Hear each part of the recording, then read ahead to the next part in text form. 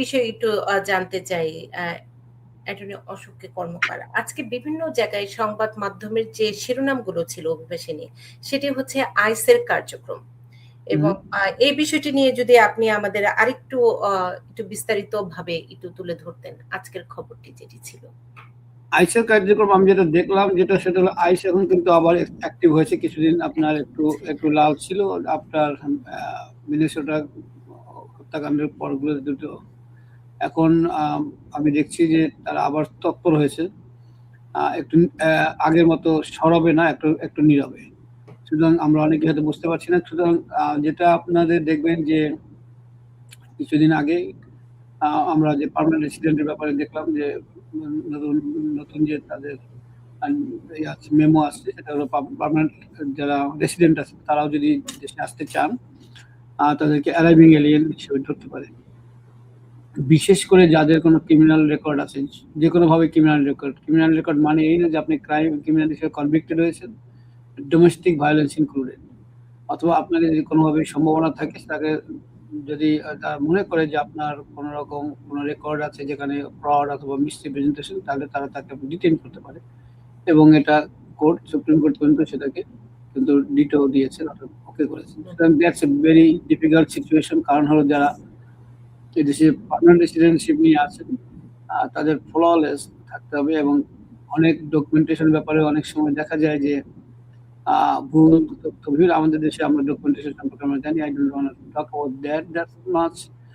সুতরাং যদি আপনার মনে সন্দেহ থাকে যে কোনো রকম ভাবে আপনার সমস্যা হতে পারে, don't get out of the country, just don't go unless you have to go, don't go. কারণ হলো যে কোনো ভাবে যদি আপনি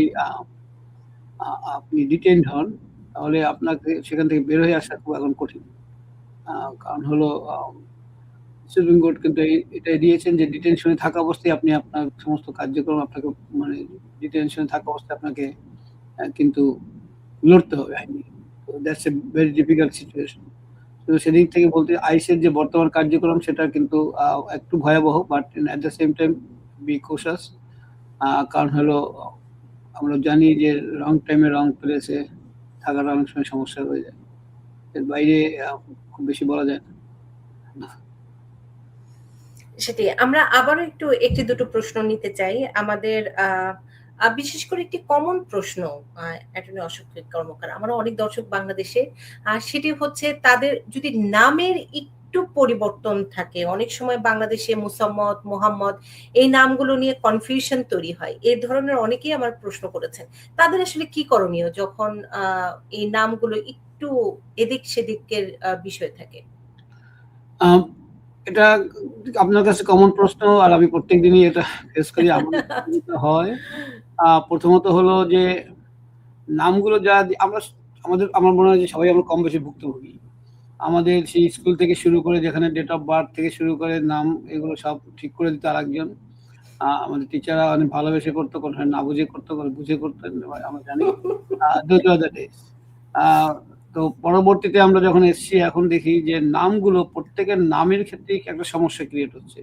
এটা আমাদের মনে হয় যে বাংলাদেশের একটা প্রধান সমস্যা হিসেবে দাঁড়িয়েছে। কিন্তু আমার কাছে যেটা মনে হয় এটার পিছনে একটা মানে হিসাব উদ্দেশ্যে প্রণোদিত কাজ রয়ে গেছে। সেটা হলো যে আপনার নামটা যদি ভুল করে দাও, যে then you go there and then you bribe them. So এটা একটা মানে ইচ্ছা করে এত মানুষের নাম ভুল হওয়ার কোনো কারণ নেই। মানে যেসব সাধারণ নাম সেগুলোর নামও ভুল হচ্ছে। সুতরাং এই ভুলটা আমার কাছে মনে হয় এটা খুব অনিচ্ছাকৃত না। এখন ঘটনা হলো যে যদি এরকম হয়েই যায়, দেন হোয়াট ইউ ডু। এক একটা ডকুমেন্টে যদি এক এক রকম থাকে, আপনি ট্রাই করবেন প্রথম হলো যে আপনার বার্থ সার্টিফিকেট সঠিক আছে কিনা। বার্থ সার্টিফিকেটটাকে আপনাকে অবশ্যই ঠিক করতে হবে, যাতে কিনা বার্থ সার্টিফিকেট হলো main, right? When you born, that is the first document, that is the most authentic document that you have, and everything else should just match with that, right? তো সেখানে যদি আপনার এরকম ভুল হয়ে থাকে নামের ভেরিয়েশনস, তখন আমাদের যেটা আমরা করতে পারি সেটা হলো এটার পিছনে কারণটা আমরা দিতে পারি, এবং নামগুলো কিভাবে বাংলা নাম সেটাকে ইংরেজিতে কিভাবে ভেরিয়েশনস হয় সেগুলো নিয়ে আপনার অবশ্যই আমরা করে থাকি। এবং এ পর্যন্ত আমি যতগুলো কেস হ্যান্ডেল করেছি নামের এই মানে একটু ভেরিয়েশনের কারণে কারো হুম। ভিসা বাতিল হয়নি বা কারো আশাটা থেকে যায়নি। তো একটু ক্রিয়েটিভলি, একটু ইনোভেটিভলি এই কাজটা করতে হবে। সুতরাং it depends on every situation how to do that. So এখন পর্যন্ত আমার কিন্তু মানে আমি আল্টিমেটলি এখন পর্যন্ত কোনো সমস্যা আমার কোনো ক্লায়েন্ট হয়নি যে তাদের নামে ভেরিয়েশনের কারণে আসতে পারে। কিন্তু কেয়ারফুলি কাগজপত্রগুলো জমা দেয়া কিংবা চেক করা। এবং আপনাকে শুধুমাত্র যদি ভুল হয়ে থাকে এক জায়গায়, যদি ভিন্ন ডিসক্রিপেন্সি থেকে থাকে, then you have to handle it. হ্যান্ডেলটা করার জন্য আপনাকে প্রত্যেকটা পার্টিকুলার কেসে আপনাকে বুঝতে হবে যে কি কারণে ঘটেছিল। সুতরাং আপনাকে ইনোভেটিভলি সেখানে আপনার লিগ্যাল মাইন্ড অ্যাপ্লাই করতে হবে। বিভিন্ন মানে যে ল গুলো আছে, যেগুলো আপনার প্রেসিডেন্ট আছে, সেগুলোকে আপনাকে দিয়ে আপনাকে প্রমাণ করতে হবে যে this is not your fault. But একটু ইনোভেটিভলি করতে হবে। এটা কোথাও সরাসরি ল নেই যে আপনি এটা বললে, এটা করলেই তারা দিয়ে দিতে বাধ্য। সুতরাং you have to convince them. এই কনভিন্স করার জন্য আপনাকে প্রত্যেকটা কেস বাই কেস আপনাকে ইনোভেটিভলি মানে একটু করতে হবে, ব্যবহার করতে হবে।